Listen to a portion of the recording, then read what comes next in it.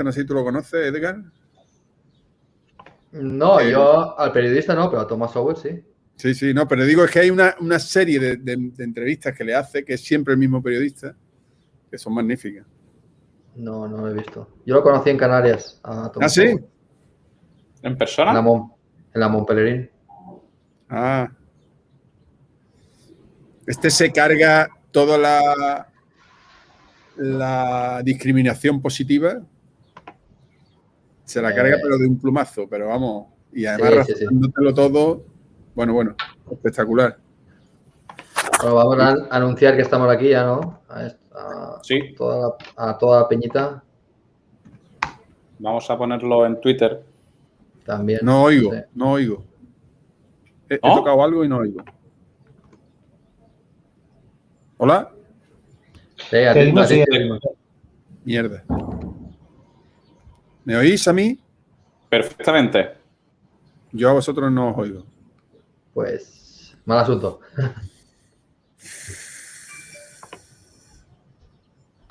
Voy a salir y volver a entrar, me parece. Vale.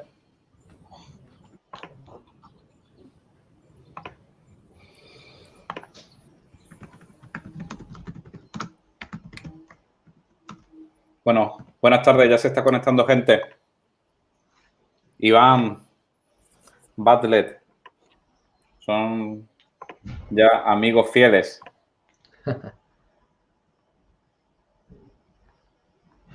Ahora mismo está hablando, está presentando en Estados Unidos, no sé qué organismo, me vais a pillar, seguro que algunos de los que estáis aquí lo sabéis. Están hablando un poco de la inflación, ¿no? ¿La FED o quién está hablando? Hoy tenía la reunión en la FED, sí. Ahora mismo, de hecho, a las 8:30. ¿Y qué está diciendo Jerome Powell, el amigo Powell? Pues no dirá mucho. Vamos, yo no espero ninguna reacción. Pero no ya debería haber cambios, ¿no? Hay muchos inversores que han dicho que si la FED no reacciona hoy, all in a activos reales. A materias primas, sí. Este famoso inversor, ¿cómo se llama? Hostia. Ha bajado, dice Batlet que ha bajado 25 puntos. Hostia. De golpe. Pero eso es como lo de estos días que decían que Cristiano Ronaldo había hecho perder a Coca-Cola 4.000 millones de dólares. Hay que ir con cuidado con estas cosas. Lo que pasa es que el mismo día que Cristiano hizo ese gesto de no querer Coca-Cola y preferir agua, Coca-Cola repartió dividendos. Entonces no es que perdió capitalización bursátil. Es que simplemente cuando una compañía reparte dividendos, ese día la acción baja porque te cambian parte del precio de la acción por la caja que te dan de dividendos. Hay que ir un poquito con cuidado. Aquí todos los medios financieros españoles y económicos diciendo que Cristiano Ronaldo había provocado una pérdida de 4.000 millones a Coca-Cola.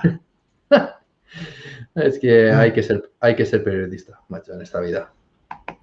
Bueno, vamos a esperar a Che y vamos a empezar lo que es la presentación de hoy del proyecto. Vamos a esperar a Che un poquito. Buenas a todos.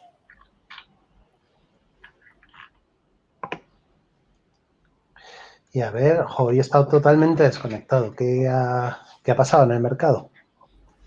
Rojillo, verdecillo, tendiendo a rojo, ¿no? Un poco. Bueno, el Eurostoxx ha hecho lo de siempre, un 0,27% hoy, pero con muchos picos, tío. Se va de verde a rojo, de rojo a verde. Aquí yo creo que está todo el mundo nervioso, no sé. Pero bueno, este tipo de cosas yo los gráficos no los entiendo. Bueno, estamos esperando a Che, que aquello que hayáis conectado ahora mismo estaba con nosotros, pero se ha tenido que salir por un problema técnico. Hemos dejado de escucharlo. Tiene que estar reiniciando el ordenador o algo. Y empezamos.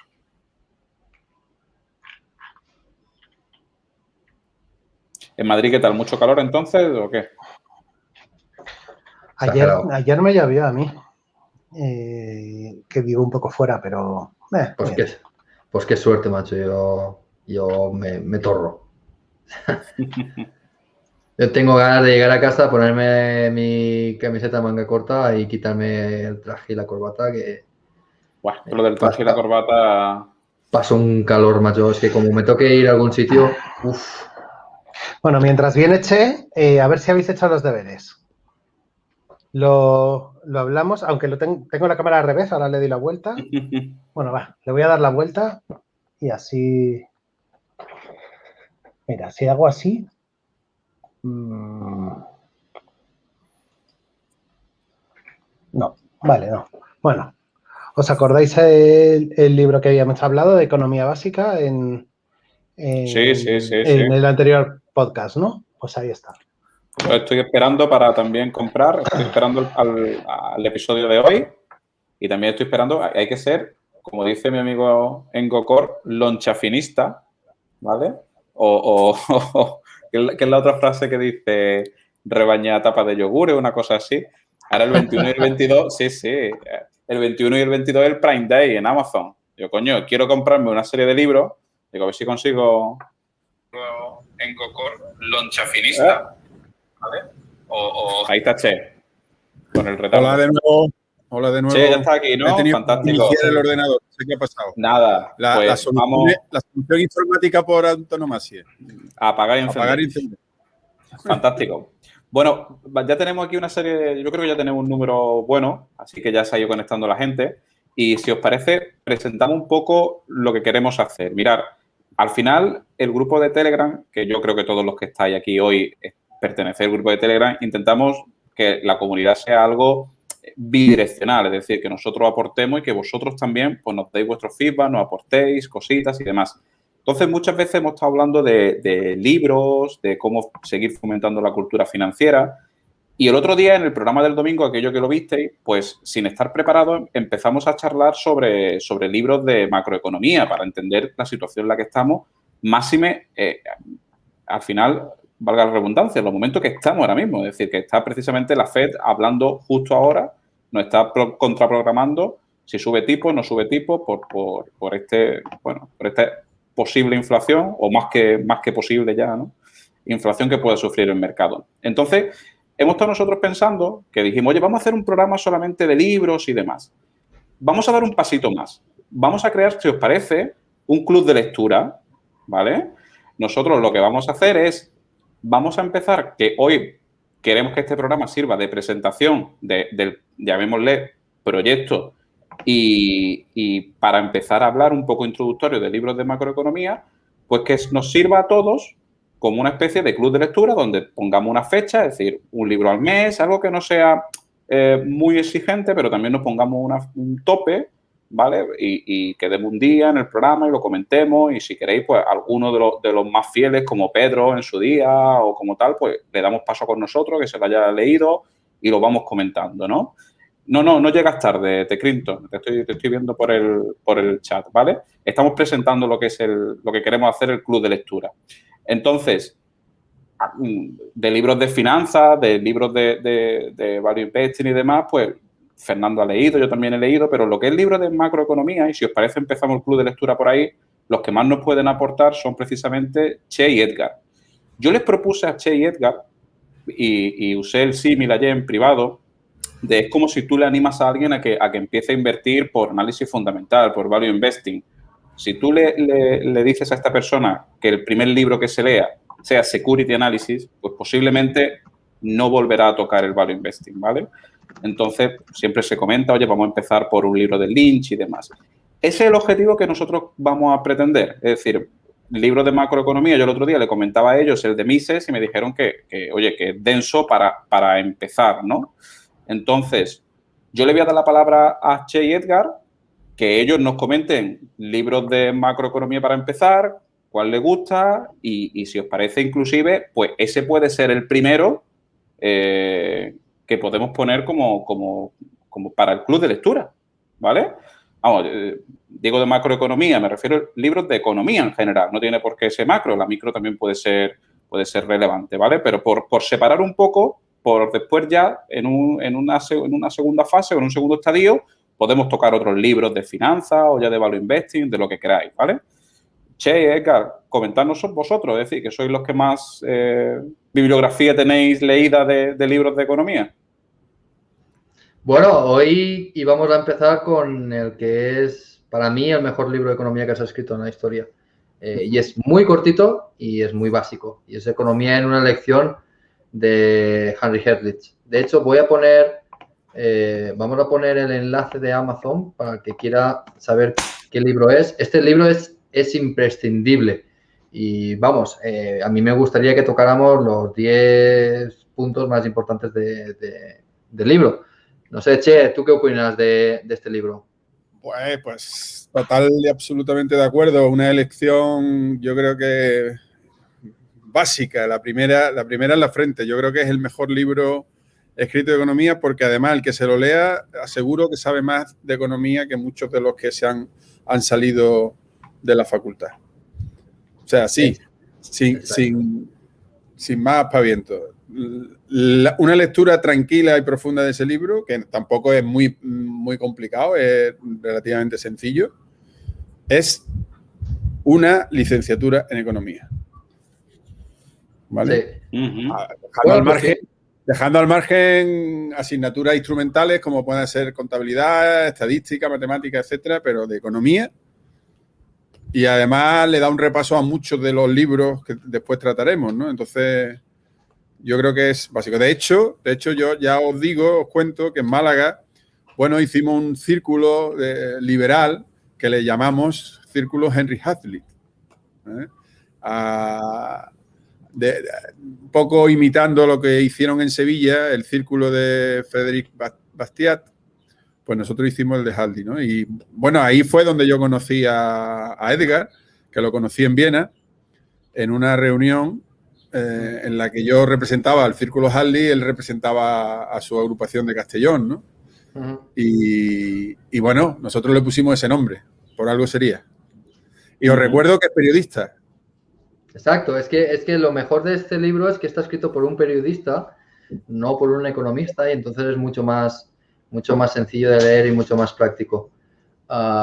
De hecho, yo diría que los buenos libros de economía para iniciarse lo han escrito gente con un perfil de periodista. El fundador de la escuela austriaca, Menger, antes de ser profesor, fue periodista. Entonces estaba muy letrado en la forma de escribir de forma que fuera entendible para todos los públicos, ¿no? Y eso es lo que también le da un punto a Hazlitt como periodista de escribir de una forma que todo el mundo lo entiende y es accesible a todo el mundo. Ahora, si queréis, vamos y repasamos un poco lo que dice el libro. ¿O cómo queréis que lo enfocemos? Pues yo ya os digo, yo esta sección en concreto quiero que sea muy participativa de la comunidad. Yo estaba escuchando y yo creo que al final lo que tenemos que hacer es, digamos, crear, si me permitís, la biblioteca de imprescindibles de Locos de Wall Street, ¿no? Es decir, y el primero, pues puede ser ese. Y si queréis, mirar dos cosas. O lo comentáis un poco por encima vosotros los principales puntos y dejamos un tiempo para que se lo lean y ya lo comentamos más en profundidad, o también podéis ir diciendo un poco cuál sería vuestra cronología de lo imprescindible de economía, de más, digamos, asequible a poco. ¿Cómo iríais vosotros profundizando, por ejemplo? Che y Edgar. Bueno, yo, el libro de Hazlitt te deja muchas puertas abiertas para ir profundizando. Te comenta otros autores y otras teorías que puedes profundizar. Por poner un ejemplo, el libro empieza, una de las cosas que primero te cuenta es que la destrucción no es beneficiosa.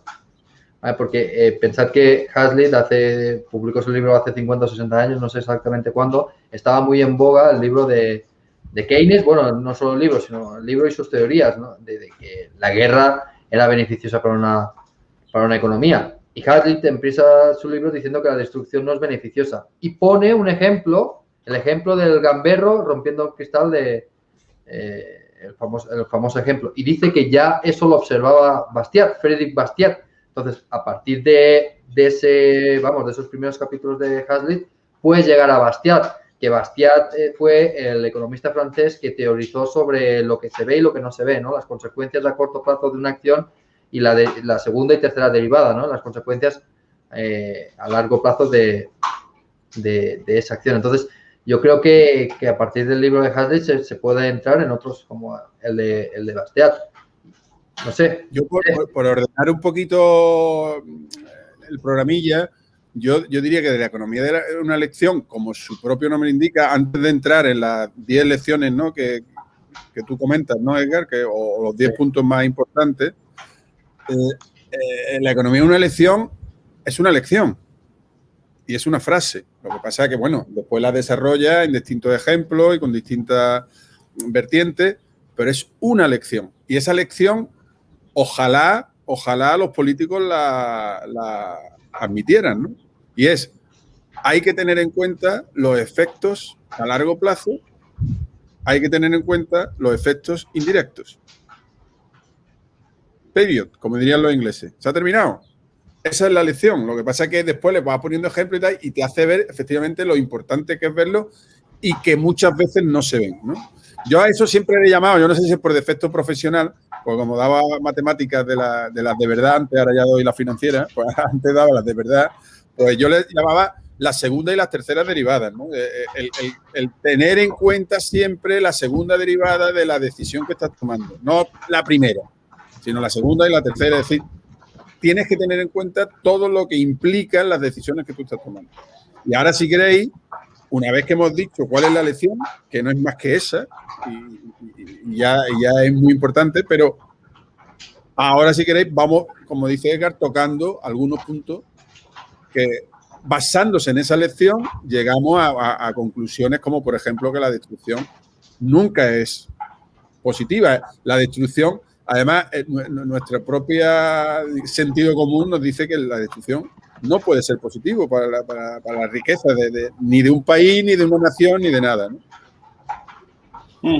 Aquí un muy buen punto de Juan Alberto Mig es que dice, en el libro ¿Por qué fracasan los países?, de Acemoglu, hablan de la destrucción creativa. ¿Es la misma destrucción? No. La destrucción creativa es un concepto de Schumpeter, que es descendiente de Eugen von Bauer, que a la vez es descendiente de Manger, ¿vale? Entonces Schumpeter aprendió de los economistas austriacos, pero no está considerado un economista austriaco en sí, ¿no? No se considera economista austriaco. Schumpeter lo que decía es que los procesos de innovación, las nuevas tecnologías, aumentaban la productividad de una economía destruyendo la vieja economía, ¿no? Lo nuevo destruye lo viejo, ¿vale? Y esto es a lo que muchos economistas clásicos se acogen a que las nuevas tecnologías destruyen empleo, y esto lo podéis ver en cualquier periódico, ¿no? Que la robotización está destruyendo tantos empleos en el sector retail, en lo que sea. No es cierto, porque la destrucción creativa lo que hace es una nueva tecnología entra, aumenta la productividad de esa industria en la que está esa tecnología, por tanto aumenta la producción, por lo tanto se liberan recursos, que esos recursos están liberados para hacer otra producción. Entonces, la destrucción creativa, el proceso de destrucción creativa de Schumpeter no es malo. Y lo que Acemoglu dice en su libro de por qué fracasan los países es que precisamente los países que prosperan son aquellos que tienen unas instituciones que protegen esa destrucción creativa, como Estados Unidos. Estados Unidos está continuamente destruyéndose a sí mismo. Silicon Valley está continuamente destruyéndose el sistema de Estados Unidos, por eso progresa, porque se está destruyendo continuamente. Vamos a ver, un ejemplo muy claro, el fax. Si nosotros nos dedicamos a proteger los productores de fax, cuando ya el fax, no sé, yo realmente lo he dicho así muy pronto y no sé si realmente sigue teniendo utilidad, yo creo que no tiene ya ninguna, ¿no? Pero los productores de fax, si no permitimos que se destruyan, no permitimos que se creen nuevos empleos que sustituyan a ese. Y evidentemente sustituir el fax por el correo electrónico y el certificado digital y el PDF firmado desde casa, etcétera, etcétera, etcétera, es muchísimo mejor, crea mucha más riqueza, somos más ricos, somos más eficientes, etcétera, etcétera. Pero si no permitimos la destrucción de la anterior, no creamos la siguiente. Entonces, y es mucho mejor para el medio ambiente también, que es un poco la batalla de los que pelean contra esto. Exacto. Y aquí hay otra pregunta muy interesante de Madefakis que dice, pero la productividad de los países se hunde con las tecnologías, ¿no? Y esto es porque dice que la productividad últimamente está bajando. Mira, vamos a hablar del caso de España, ¿no? Que es el más paradigmático. La productividad en España disminuyó muchísimo entre 2003 y 2008. ¿Por qué? Porque la tasa de tipos de interés en Europa artificialmente baja, ¿vale? La política monetaria expansiva del Banco Central Europeo provocó que, con lo que hablamos en el último programa, que al estar el tipo de interés tan bajo, ¿vale? Se hacían rentables proyectos de inversión que no deberían serlo, que en el caso de español fue la construcción. Entonces, la productividad en España en la década pasada bajó precisamente porque se construyó mucho, se dedicó muchos recursos a la construcción y es un sector poco productivo. No tiene nada de tecnológico, ¿no? La construcción. Lo que se está viendo ya con posterioridad a la crisis desde el año 2012 hasta ahora, la productividad de España ha aumentado. Y dices, no, pero es que hay mucho desempleo, hay mucha gente que no encuentra trabajo. El problema de desempleo es estructural en España. En Alemania, antes del COVID, tenían una tasa de desempleo nula. O sea, estaban en pleno empleo. El problema de España es estructural. Desde el inicio de la democracia, la media de desempleo en España, la tasa media de desempleo ha sido del 17%. Ahora que estamos en torno al 20%, si descontamos los ERTES, es que estamos en la media. El problema español es estructural. No es... Y la única forma, sin cambiar leyes, ¿vale? Sin cambiar las leyes del mercado laboral, que son nefastas en España, pero sin cambiarlas, la única forma de disminuir el paro en España sería con innovación, con tecnología. Oye, pues muy interesante todo lo que decís. Es que Juanjo, aquí estamos hoy de oyente, de Edgar y Che, que es una gozada. Aquí también están hablando en el chat. Bueno, sí, ya está hablando de la productividad de los países, de las tecnologías y demás. Bueno, no sé si queréis pasar con otra pequeña lección que tenga el libro. Habéis hablado de la... Pues mira, por ejemplo, hablando de la destrucción creativa, hay mucho ruido de fondo, ¿no? Sí, yo creo que es Fernando, ¿no? No, Fernando está muteado. No, Fernando está muteado. Pues igual soy yo porque está cayendo granizo aquí, macho. Igual soy yo. Eso digo yo. ¿Qué está lloviendo ahí? No, granizo. Lloviendo no, granizo. Espérate, Bueno, silenciaros mientras no habláis y ya está. Es Edgar. Es Edgar. Estaba siendo poco productivo en estos momentos. El directo. Bueno, decías, Che, perdona. No, que decía que hablando de la destrucción creativa, el hecho de poner unos precios máximos al alquiler o el poner un salario mínimo al trabajo son dos de las lecciones que también trata el libro, concretamente una separada de la otra, y llega a la misma conclusión, ¿no? Es decir, la intervención en los precios, ya sea tapando un precio, poniéndole un máximo. Si tú pones un precio máximo, ¿qué ocurre? ¿Qué ocurre si pones un precio máximo? Pues que va a haber desabastecimiento, porque el precio no va a ser el instrumento con el que los productores sepan que tienen que producir más y los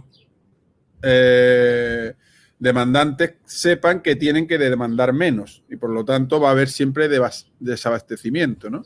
Y con el precio máximo pasa con el precio mínimo, que es el salario, que es el salario del trabajo, pues pasa lo contrario, ¿no? Entonces, eso es lo mismo que intentar salvar la industria del fax o intentar salvar determinados precios porque son demasiado bajos o intentar salvar a determinados consumidores porque el precio es demasiado alto.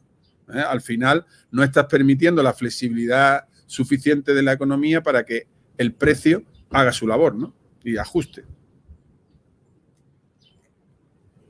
Sí, aquí precisamente decía Bartlett que al final la intervención siempre, que la intervención siempre termina por crear lo contrario de lo que se pretende, ¿no?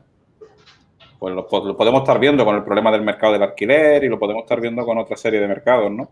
Claro, pero eso es lo que hablábamos al principio, que por eso se llama economía en una elección, porque al final todo se resume a lo mismo. Es decir, al final tienes que tener en cuenta la segunda derivada. O sea, no te puedes quedar con decir, a ver, ¿cuál es el problema que tiene la vivienda en España? Que los precios son muy altos. ¿Qué hacemos? Limitamos el precio, ¿no? Esa es la solución, pero esa es una solución de MIS, ¿no? De mi Europa o de mi mundo, ¿no? Tengo un problema de la vivienda, tengo un precio y lo capo. Y ya he solucionado el problema. No. ¿Y eso qué implica? ¿Eso qué implica? Eso es. Y esa es la segunda. Presupones que siempre al final es no tener en cuenta que en economía hay prioridad, porque los recursos son finitos y las necesidades infinitas. Y por lo tanto tienes que priorizar. Y lo que decía Edgar antes, de que un tipo de interés bajo hace muy rentable o muchos proyectos de inversión rentables, ¿qué es lo que está haciendo? No priorizando. Y no se está yendo a los mejores, a los que van a crear más riqueza, a los que van a ser más rentables, etcétera, etcétera. Si tú distorsionas el sistema de precios, aunque sea el sistema de precios del ahorro, que es el tipo de interés, etcétera, pues tú lo que no estás es permitiendo que se seleccionen los mejores, ¿vale? Porque al final todo el mundo es rentable, todos los proyectos son rentables y al final pues estás destruyendo. Estás destruyendo riqueza. Ches nos pregunta que el libro que se habla es el de software. No, el de software no. Estamos hablando del primero que vamos a hacer, digamos, el libro introductorio del club de lectura, que es Economía de una elección de Hazlitt. El de software posiblemente Edgar y Ches será segundo, tercero. Bueno, ¿no? el de software es un libro, yo sí que le llamaría ese la Biblia, ¿eh? Y yo creo que es un libro, hombre, lo podemos tratar, pero es un libro sobre todo de consulta, ¿no? Porque, bueno, ahí lo tienes todo. Ahí lo tienes todo. Sí, lo que pasa que es lo que dice Ches totalmente cierto, es la Biblia. Lo que pasa que yo tiendo, o sea, es mi preferencia, no sé vosotros qué pensáis, pero yo prefiero primero tocar los clásicos, o sea, libros que tienen, pues, como el de Henry Hazlitt. Bueno, el de Henry Hazlitt no es muy clásico porque tiene 60 años, pero libros como el de Manger, que tiene más de 200 años, el de Principios de Economía, de Carl Menger, ese tipo de libros es que te das cuenta de que la economía no ha cambiado en 200 años. No ha cambiado. Seguimos teniendo los mismos problemas y en las facultades se sigue enseñando mal. Yo prefiero empezar por los clásicos y ya te vas a Economía en una lección, que es un libro más de consulta que otra cosa, ¿no? Exacto, sí. Por dar otro punto, además, que este es bastante polémico, en la economía de una elección se habla de las importaciones y de las exportaciones y se habla de la famosa devaluación de la moneda, donde todos los economistas están de acuerdo que la devaluación de la moneda es buena para el país. ¿Tú qué piensas, Edgar? Sí, es que Hazlitt no habla específicamente de eso, pero sí que te habla de los créditos blandos que perturban la producción, ¿no? Hazlitt, relacionado ya con lo que decíamos antes, los créditos blandos, ya sea a través de manipulación de tipos de interés o a través de dar créditos con empresas públicas, como puede ser el ICO aquí en España, eso perturba totalmente la estructura productiva de un país. ¿Por qué?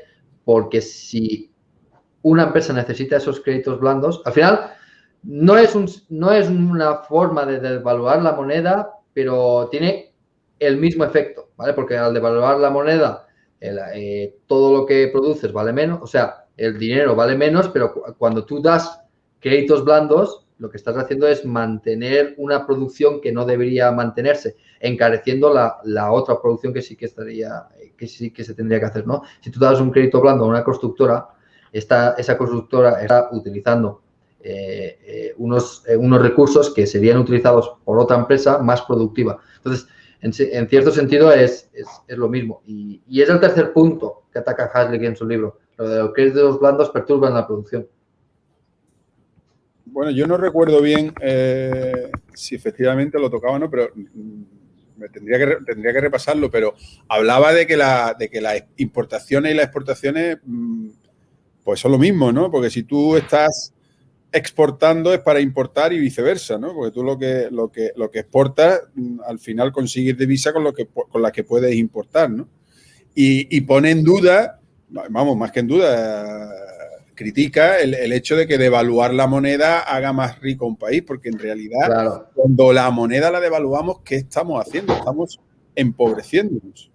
Claro. Lo que ocurre es que efectivamente habrá sectores de la economía a los que le venga mejor, ¿no? Porque si tú eres una industria exportadora, pues a ti te va a venir bien porque vas a exportar más, pero eso es una redistribución de la riqueza que al final al país en su conjunto lo empobrece.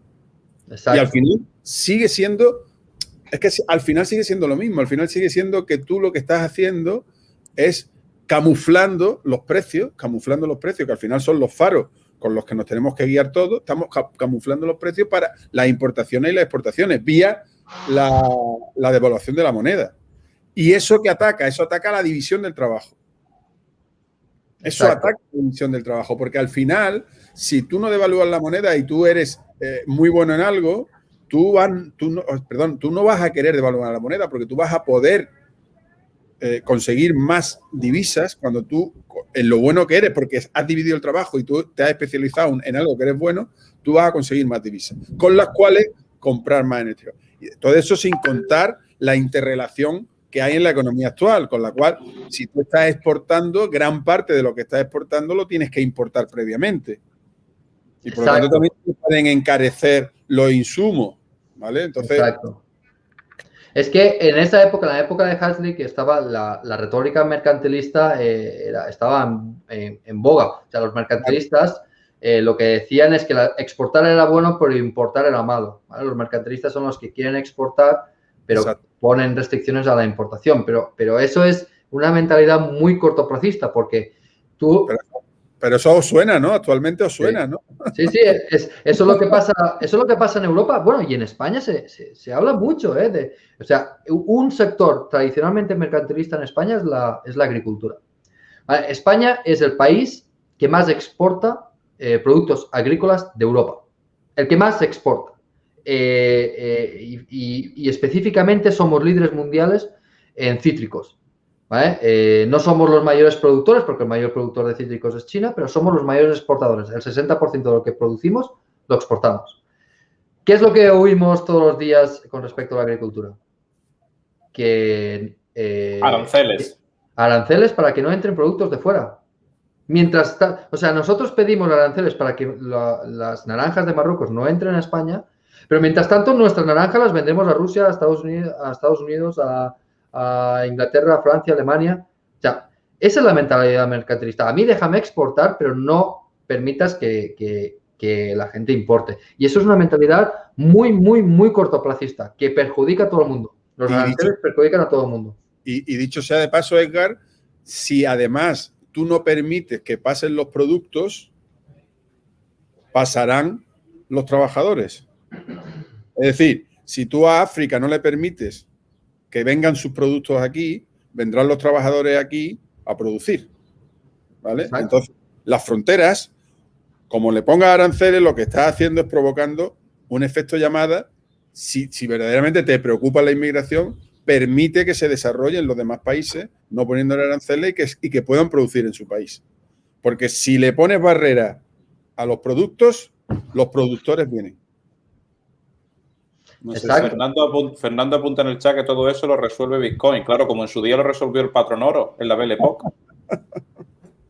Claro. Claro, pero es que... A ver, todo esto se resuelve bueno, lo que pasa es que yo soy muy bestia, ¿no? Pero quitando las putas zarpas de los gobiernos de la economía, y ya está. Y dejando a la economía libre y se acabó. Pero bueno. Sí, pero es que además es que es súper curioso porque... Pero eso hay que explicarlo, Fernando. Es que es súper curioso porque los partidos políticos que son más europeístas, que confían, que quieren más en la Unión Europea y demás, el mercado común, etcétera, son también muchas veces los mismos partidos que no están en contra del Tratado de Libre Comercio con los Estados Unidos, que sigue bloqueado, después de tantos años sigue bloqueado. O sea, no entendemos que el libre comercio es beneficioso. Primero, por lo que ha dicho Che antes, la división del trabajo. Cuando los países se especializan y comercian con lo que mejor saben hacer, pues al final ganamos todos. Pero es que los aranceles nos perjudican absolutamente Claro. a todos. A todos. Y además... Aranceles, fijación de precios... sí, perdona. Perdón. Perdona, Che. No, habla. No, iba a decir solo un apunte, que está demostrado que cuanto más comercio, menos guerras y viceversa. Que es un poco lo mismo que acabo de decir antes con el tema de las barreras a los productos y a los productores, ¿no? Cuanto más comercio hay, más menos guerra. Porque la guerra es lo contrario al comercio, ¿eh? La guerra es lo contrario al comercio. La guerra es apropiarse de algo mediante la fuerza y el comercio es apropiarte de algo mediante la negociación y el entendimiento y la cooperación. Y uno hace patatas y el otro hace sartenes y al final se fríen las patatas y hacemos la tortilla española. Magnífico. Antalmo os hace una pregunta. Dice, os la pongo en pantalla, si esto del mercantilismo, barreras y aranceles puede ser similar a los proyectos de monedas locales que hay en distintas ciudades. ¿Lo conocéis? ¿Tenéis opinión? No sé si es positivo o no. No sé si ciudades o países, ¿no? Bueno, Barcelona quiere sacar su moneda ¿sí? propia. Sí. Oh. Es una fumada más ¿Cómo? de Ada Colau. Pero, hostia, eso no lo he visto. Y bueno, y Pedro Sánchez también quería sacar una moneda digital. De hecho, está en el BOE del Congreso, o sea, el BOE no, en el transcript del Congreso de los Diputados. Es maravilloso, el BOE es absolutamente maravilloso. Es una maravilla. Es una lección de economía. ¿Eso es una fumada? Es una fumada. Es una cosa que... Bueno, pero a mí me gustaría pero de la buena, ¿eh? De esa hierba no llega la población. Esa ahora vienen ¿no? Ahí, selecta ahí. Fernando, se queda atrás. Pero tenemos que apuntar ahí un tema que nos queda pendiente para otro día y que a Antonio le puede afectar. Es el tema de las monedas digitales del Banco Central Europeo. Bueno, sí, sobre todo el Banco Central Europeo, ¿no? Que es la que nos afecta a nosotros. ¿Y cuáles son las consecuencias que pueden tener eso? O sea, pero es que pensad. Pero no, claro, iba de libros. No, Edgar, no. Estoy hablando de que tú, particular, puedas tener una cuenta abierta en el Banco Central Europeo. ¿Vale? Pensad lo que significa eso. Y que todo esté, o sea, nos cargamos al banco ya como intermediario financiero absolutamente, porque ya vas a tener tú tu cuenta allí directamente. Impresión directa, ¿vale? De dinero.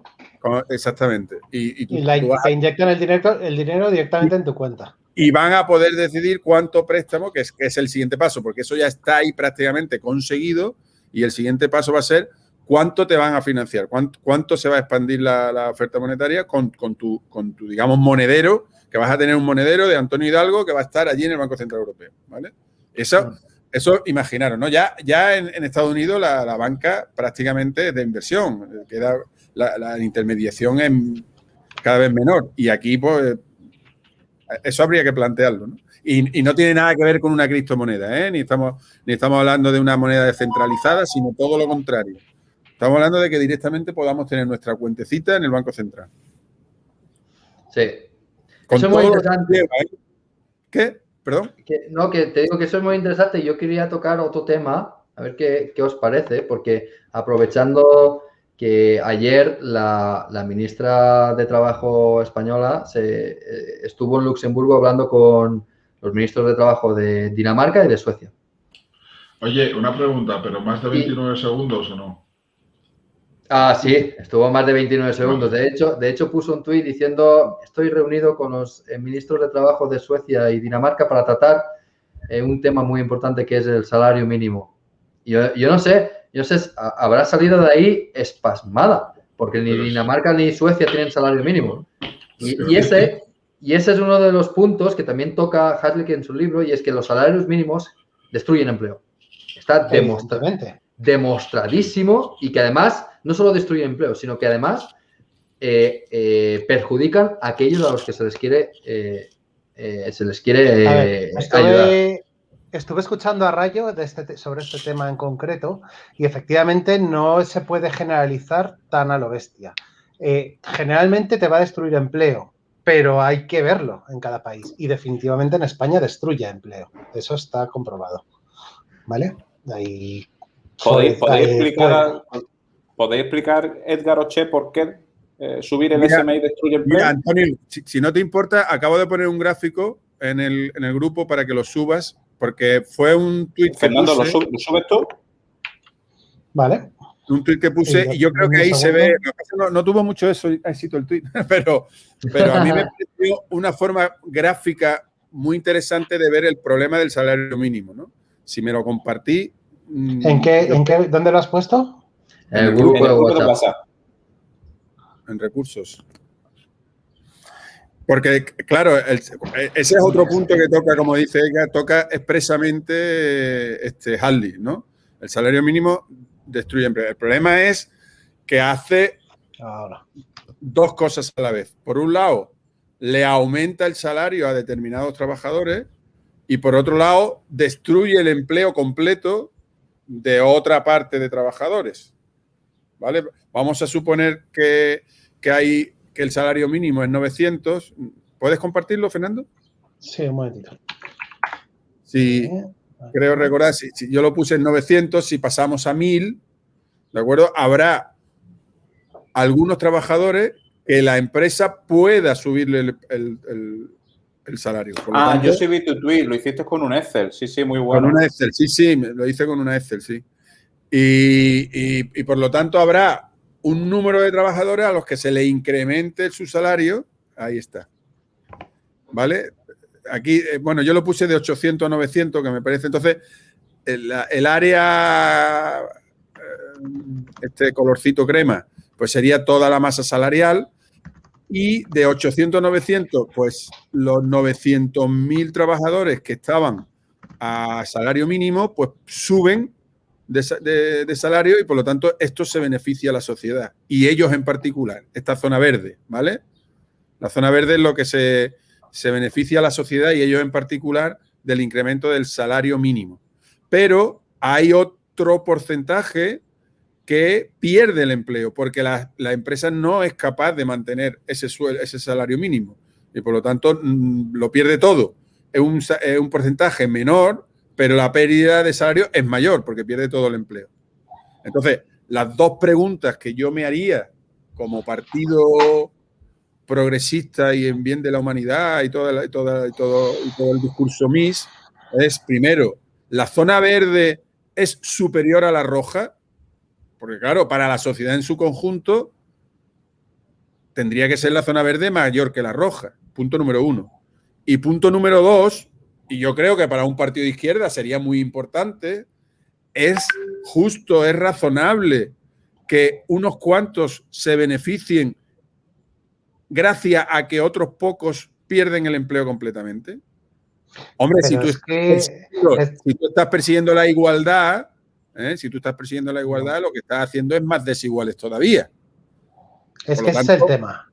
Por lo tanto, sí, ¿no? Porque el problema es que los partidos políticos no buscan la igualdad. Un partido político, por definición, busca la reelección o busca votos, con lo cual siempre pueden decir los que se queden fuera van a tener un subsidio que no está aquí pintado y que es complicadillo. Entonces, ellos van a hacer la matemática de la reelección, no la matemática del bien común, por mucho que te vendan el bien común, porque te lo venden por la reelección, no por el bien común. Pero Fernando, pero el problema, y volvemos al libro, el problema es la segunda derivada. Es que al final siempre es la segunda derivada, ¿no? Es decir, claro, sí. yo voy a luchar por los que no tienen posibilidades de pedir prestado dinero para comprarse una casa, no se pueden comprar una casa. Entonces, ¿qué hago?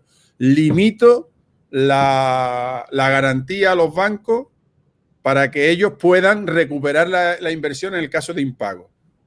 Y así favorezco a los que no tienen. Primera derivada. Segunda derivada. Vale. ¿A quién estás perjudicando? A los que no tienen que pedir prestado y los bancos, cuando tú le quitas la garantía, tendrán que subir los precios, es decir, el tipo de interés, o incluso no dar los préstamos porque no pueden garantizarse recuperarlo, ¿vale? Eso. Y por lo tanto, al final, ¿a quién estás perjudicando? A quien dices que quieres beneficiar. Esa es la segunda derivada, ¿no? Y suele ocurrir mucho así. Suele ocurrir mucho así.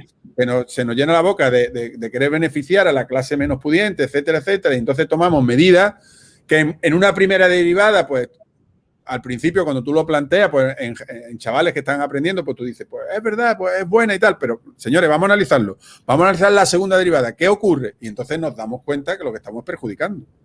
Y además es que yo siempre invito a la gente, cuando estoy discutiendo sobre este tema del salario mínimo interprofesional, oye, vamos a ver lo que pasa en otros países. Porque dicen, no, es que si quitas el salario mínimo interprofesional, aquí habría explotación, los salarios serían muy bajos, etcétera, etcétera, etcétera. ¿Qué pasa en los países que no tienen salario mínimo?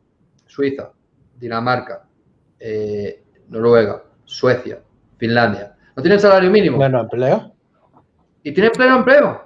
¿Por Claro. qué? Porque es que al trabajador se le remunera su productividad marginal descontada. ¿Qué Claro. significa esto? Que si tú produces 10, ¿vale? Para la empresa, a ti te van a pagar 9 porque el empresario te adelanta a ti el salario. Es decir, tú compras, o sea, imagínate, vamos a poner un ejemplo, una fábrica de coches, ¿vale? Tienes ahí a los empleados fabricando los coches. El empresario a ti te paga, ¿vale? Hoy, y vende el coche dentro de 6 meses. Entre que se acaba de montar, lo lleva al concesionario y se vende, y el cliente le paga, incluso si lo financia, cobra dentro de 5 años. Y a ti te ha pagado antes, por adelantado. Pues a ti te paga antes por adelantado tu productividad marginal descontada. Es decir, el descuento del tipo de interés, y el tipo de interés es el paso del tiempo. Es el proceso que os he dicho yo. Le pagas hoy al trabajador, pero el empresario cobra dentro de 5, 6, 7 meses. Y de hecho, donde más se descuenta, donde la diferencia entre las ventas que genera un trabajador y el salario de ese trabajador es en los procesos productivos más largos, en los que el empresario tiene que financiar una cadena de valor más larga. Esto se observa, por ejemplo, ¿quién tiene los márgenes más bajos? El que vende rápido, el mayorista que vende rápido, el supermercado que vende rápido, ¿vale? Que entra la mercancía y vende.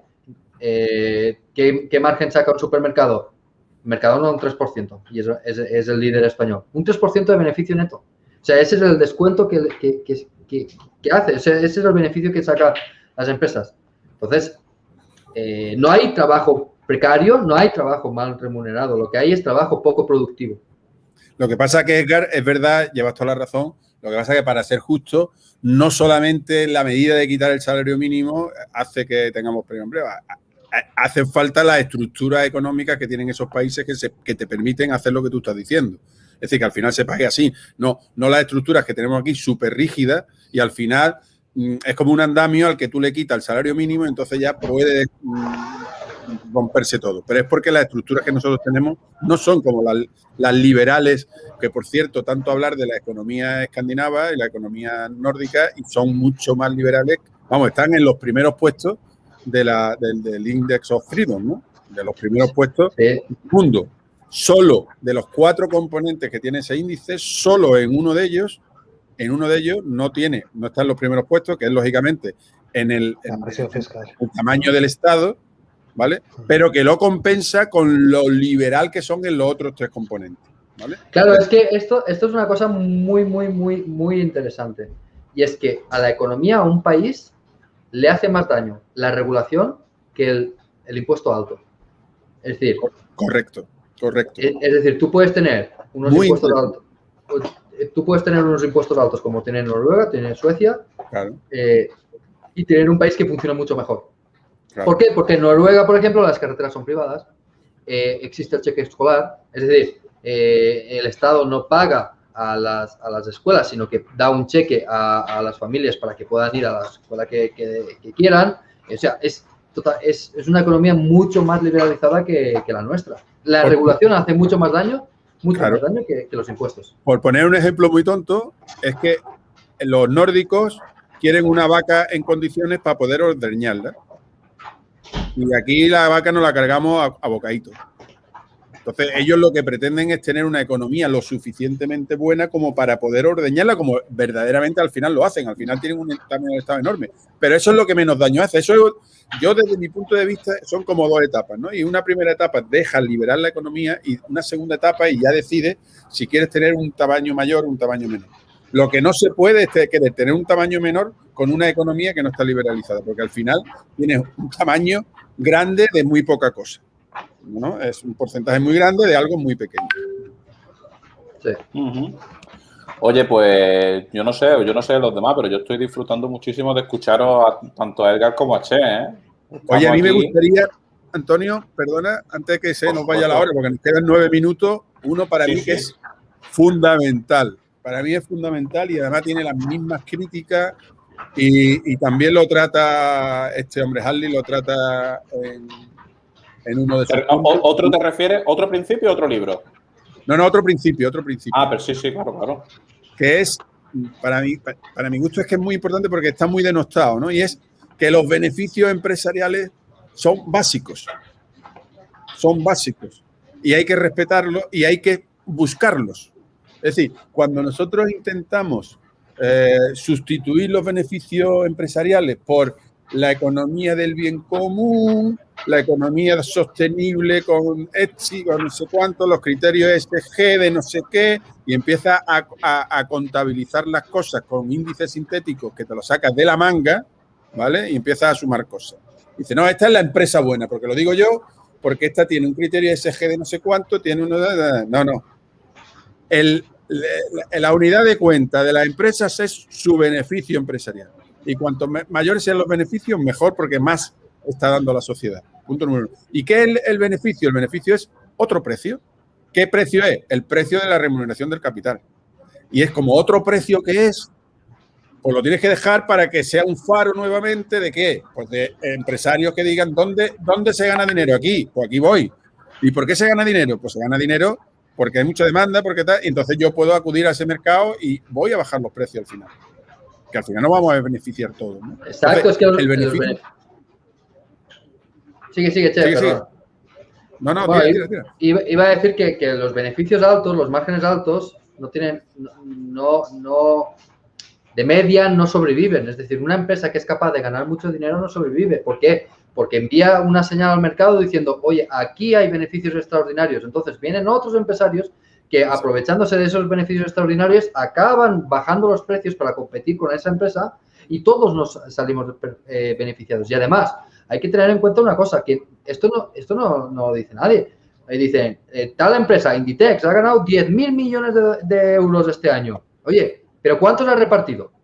O sea, el dueño de Inditex, los accionistas de Inditex, ¿cuánto dinero de eso han visto? Porque la mayoría del dinero que gana la empresa se reinvierte, creando nuevos puestos de trabajo, creando nuevas tiendas, etcétera. Y eso pasa en todas las empresas. Ha habido una polémica también esta semana porque la candidata de Más Madrid en las elecciones autonómicas ha dicho que malísimo, que es malísimo que vayan a despedir a 1.000 personas en Orange. ¿Por qué? Porque la empresa Orange en España tiene 1.400 millones de euros de facturación. O sea, es decir, como si tuviera 1.400 millones de euros de beneficios. No, vendía 1.400 millones, no está actualizada la señora candidata, sino que ahora el año pasado vendió 1.100 millones, o sea, ha reducido una barbaridad su facturación. Y es que de lo que se factura la empresa a lo que se queda en beneficio hay un largo trecho. Y de lo que se queda en beneficio también hay que pensar qué parte necesita la empresa reinvertir para seguir estando en el mercado. Por ejemplo, Orange o todas las empresas de telecomunicación, todos los beneficios que vayan a tener estos años los van a tener que reinvertir en redes 5G. No van a tener beneficios. Entonces, no hay que denostar los beneficios. Cuanto más beneficios tenga una empresa, mejor. Oye, y si de verdad hay empresas que están explotando al trabajador, magnífico, es una oportunidad de lujo para montarte tu empresa y competir contra esa empresa. Y otra cosa que se suele hacer normalmente es hablar de los beneficios en términos absolutos, ¿no? 11.000 millones. ¡Qué barbaridad! 11.000 millones. Oye, 11.000 millones, ¿cuánto tiene invertido? ¿Qué rentabilidad está dando eso que tiene invertido? Eso es lo que realmente hay que contar. Porque, Exacto. claro, ¿Qué así rentabilidad sacas?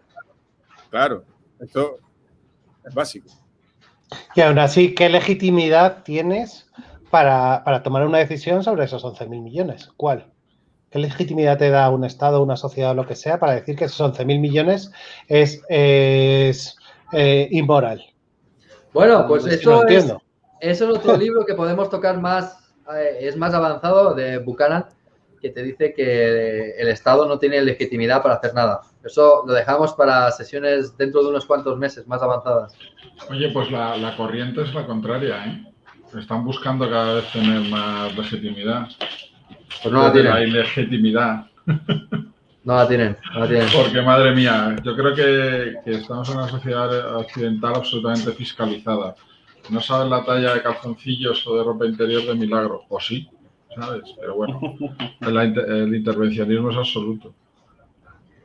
Pero bueno, os tengo que dejar, pues, chicos. Muy bien, Fernando. Oye, Un nosotros placer. vamos a ir terminando, que no queremos que estos programas se extiendan más de una hora. Y yo tengo una duda en directo, que es, no sé si que este libro sea... Sí, termina si quieres. Termina el punto porque No, la duda va a ir... Me queda un principio, ¿lo digo antes de tu duda? Sí, por supuesto. No, Porque mi duda es del proceso, no del libro. Así que dila. Vale. No, yo simplemente por completar un poco las cosas más importantes del libro, ataca una cosa que es de las primeras cosas que te enseñan en la Facultad de Economía, ¿no? Y la paradoja del ahorro, ¿no? La paradoja del ahorro. Para una persona individual el ahorro es positivo porque tal, etcétera, pero para la sociedad en su conjunto es negativo. Y no, el ahorro es la base de la prosperidad de la sociedad, ¿no? Y eso es otra de las cosas que pone en entredicho, que un poco lo hablamos el otro día, ¿no? El tema de que el ahorro en el capitalismo, el ahorro es básico para tener capital, para poder ser productivo, invertir para poder ser productivo, etcétera, y ser más rico al final, ¿no? Entonces, el ahorro no es, el capitalismo no es consumir y no ahorrar, y que eso es malo para la sociedad. No. Lo mismo que no es malo devaluar, lo mismo que es malo devaluar, lo mismo que no es malo ahorrar, ¿no? Y ese es otro. Además, me gusta referenciarlo porque son mantras que todo el mundo repite sin ton y ni son, y después cuando te pones a analizarlo despacito, como este hombre hace, y explicándotelo, pues se ve muy fácil que no es así. Sí. ¿Y por qué no es así? ¿Por qué el ahorro en verdad es bueno para toda la sociedad? Porque esto siempre tienes que ver la segunda derivada. Si tú ahorras, si la sociedad de repente ahorra más, hay más dinero prestable, ¿vale? Entonces, si aumenta el dinero prestable, es decir, si actualmente la gente dice los productos que hay disponibles en la economía a mí no me interesan, por lo tanto, voy a ahorrar, ese ahorro se traduce en más bienes prestables, los intermediarios financieros, que son los bancos, ven que tienen más recursos para prestar y van a bajar la tasa natural de interés, es decir, van a poder prestar más. Ese dinero se va a prestar para crear los productos del año que viene, que a lo mejor la sociedad de esos nuevos productos sí que los quiere. Entonces, van a consumir. Y si no, es un ciclo que se retroalimenta. Más ahorro, más inversión, más productos, más productos, más ahorro. Así es como crece la economía. Claro, porque al final, Edgar, eso es bajar los tipos de interés, pero de una forma sana. Exacto. De una forma real, no inducida por un gobierno y decir voy a bajar los tipos de interés. No. Bajan los tipos de interés porque baja, como tú bien dices, sube el ahorro y por lo tanto baja el tipo de interés. Y entonces ya ahora sí hay proyectos más rentables. ¿Por qué? Porque la economía tiene suficiente capital para hacerlo rentable. Si tú tienes menos ahorro, pues de los 20 proyectos que hay, pues tú te tienes que quedar con 5. Y serán los 5 más productivos. Claro, efectivamente. Pero cuando tenga más ahorro, pues en vez de 5, pues serán 10 o 15. Entonces, pues generarás más. Exacto. Bueno, yo ya me callo. Serán los 5 más productivos siempre y cuando un gobierno no intente salvar astilleros, el sector del carbón o lo que sea, evidentemente. Bueno, pues mirar, la duda que tenía era precisamente si mantenemos este libro como primer libro o pasamos a otro en el club de lectura, porque la verdad es que, no sé, yo no me lo he leído, lo acabo de comprar, ¿vale? Así que mi objetivo es, en una semana que voy a estar en Lanzarote, leérmelo en la playita, ¿vale? Y ese es mi objetivo, pero no sé, ¿qué pensáis, chicos? Yo propondría otro libro. Es que lo habéis diseccionado muy bien. No, repito, no me lo he leído, pero yo creo que, no sé. También animo a los del chat, a los que estáis hablando con nosotros, que nos digáis qué os parece. Si queréis este, no, otro. Edgar, Che, vosotros pronunciaros. Yo invitaría a la gente que se leyera otro libro, este también, pero como este es muy pequeñito, pues invitarle a que se leyera otro libro y lo comentamos el mes que viene en el siguiente programa y ya con todo el mundo el libro leído y podemos hacer la charla extremadamente productiva. No sé qué os parece. Pues yo, como lo que digáis, yo no sé si Che se ha quedado congelado o es que estás leyendo, Che. Che se ha quedado congelado. Ah, no. Vale, pensaba que se... Oye, si os parece, le damos nosotros una pensada y os lo ponemos en el Telegram y así animamos al que no esté a que se incorpore o... Bueno, mira. Edgar ha propuesto uno por el chat, estaba yo leyendo, ¿no, Edgar? Sí, el de Menger, Principios de Economía Política. Vale. Que no es lo mismo que política económica, ¿eh? Economía política no es lo mismo que política económica. Ese libro no habla de política. De hecho, si queréis, os lo voy a poner el enlace de Amazon aquí en Twitch, ¿vale? Y le echáis una vistada. Es bastante cortito, tiene 200 años, pero vamos, te cambia la forma de ver el mundo totalmente. La forma de entender los precios, cómo se comportan los precios, por qué existen los precios. O sea, es súper interesante y es la base, yo creo que es la base de todo. Economía de una lección es eso, es una economía. En una lección aprendes, tienes una visión general muy buena, pero con Menger, con este libro, va a cambiar vuestra forma de ver las cosas. Dice JCM Twitch, si lo analizaréis al tiempo de incorporar vuestras aportaciones. Bueno, pues de eso se trata. De eso, claro. Eso consiste un club de lectura, es decir, nuestras conclusiones y las vuestras. ¿Vale? Las vuestras lo vamos a intentar hacer lo más interactivo posible que dé la plataforma. Entonces, bueno, pues si parece, os lo confirmaremos por Telegram y por Twitter, pero en un principio me parece bien lo que diga Edgar. Vamos, en este caso, ahora mismo Edgar y Cher son los que van a dirigir un poco, que son los que tienen más experiencia en bibliografía económica. Así que lo que digáis vosotros. A mí si Cher le parece bien, a mí, vamos, el libro de Menger... Magnífico. Perfecto. Bueno, pues nada, vamos a hacerlo. Posiblemente... dice Antonio, me refería al libro que proponía. Me queda una duda de procedimiento. Entonces, sí. el próximo mes, este libro lo vamos a leer todo o releer para el próximo, o ya lo hemos tratado y lo aparcamos ya como... El de Highslit, yo entiendo que lo hemos tratado ya, ¿no? Sí, vale. Vamos. Digo por si, o a lo mejor hacer en la siguiente un pequeño 10 minutos. Sí, podemos hacer en la siguiente. No quieran participar, que no se lo hayan leído, porque yo creo que es un libro que se puede leer muy facilito. Sí, y... como los dos que hemos puesto son cortos, ¿vale? Entonces, si os parece, pues bueno, pues el siguiente vez que lo hagamos en julio, así a mediados, los días 15, está bien, a mediados de mes. Pues si os parece lo que está comentando Che, podemos ver si se ha quedado en el tintero algún principio del libro de economía en una lección que merezca la pena. Vamos a intentar en todo lo que sea referente a economía. No lo hemos preparado hoy, pero la verdad es que mi opinión de oyente le ha salido fantástico a Edgar y Che, que es tratar temas del libro con sucesos reales que estén tocando el libro. ¿Vale? Sucesos que estén pasando hoy, por ejemplo, por lo del SMI, del salario mínimo, pues Hailey lo tocaba, pues sale a colación, porque yo creo que eso es lo que más enriquece y todos podemos ver un poco la situación económica actual, ¿vale? Y podemos después, pues, este libro de Menger, pues tratarlo el resto del programa.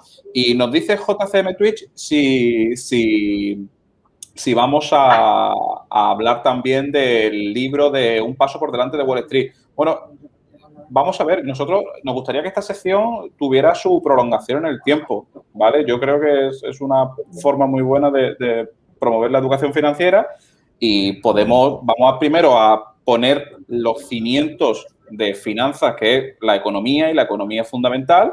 Y si os parece, pues una vez que hayamos tratado una serie de libros que más o menos ya pensemos que la economía la hemos dado por lo menos sus principios básicos tratadas, pues si queréis podemos hablar de libros de finanzas y demás, que vamos, que me consta que también Che y Edgar son expertos y ya ahí sí nos podemos incorporar un poquito los demás que sí hemos leído más. Y ya está, pues el Discord lo tenemos medio preparado, que también es otra de vuestras demandas. Ahí tendremos un hilo precisamente de este club de lectura y puede también servir, oye, pues si alguien quiere comentar, oye, voy por este punto, ¿cómo entendéis vosotros esto? Igual, lo que queremos es crear una comunidad con vosotros y que sea lo más interactivo posible. Chicos, pues no sé si se me escapa algo, yo creo que yo de verdad que he disfrutado muchísimo, ¿eh? Decía Iván Chinarro, Che, que le ha resumido el examen de macroeconomía del viernes. Pues, me alegro. Yo te diría que en el examen no dijeras nada de lo que has oído aquí, si quieres aprobar. Yo comentarte, Antonio, que ni Edgar ni yo nos hemos preparado, o sea que lo que ha salido totalmente. Pero vamos, que yo con Edgar, es que cada vez que dice una cosa lo veo clarísimo y complemento, o sea que lo hago sobre la marcha, magnífico. O sea sí. No, la verdad es que sí, porque sobre todo hablar del principio de hace 200 años y habéis tenido la habilidad de conectarlos con problemas económicos que estamos teniendo hoy en día, yo os doy la enhorabuena, ¿eh? Sí, pero yo por mi parte decir que si queréis extenderos hasta las 3 de la mañana, yo estoy aquí con vosotros, ¿eh? Estoy disfrutando como un enano.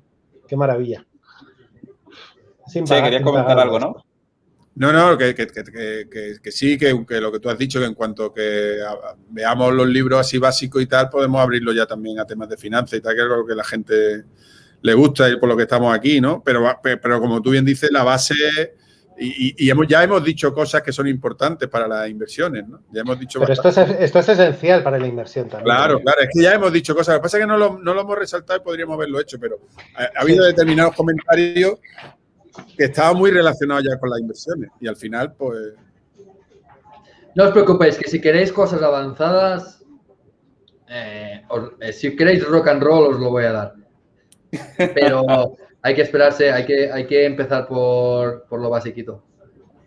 Muy bien, muy bien. Bueno, pues nada, familia, recordaros que el viernes tenemos Rodrigo a las 8:30 hablando de un sector muy relacionado también con la inflación y con la energía y demás, que es el uranio. Y el domingo, como siempre, nuestro programa de los locos y que pasáis una buena resto de semana. Estamos a mitad. Pues nada, muchas gracias a todos los que habéis estado y gracias a Fernando, Juanjo que se ha ido, a Che y a Edgar.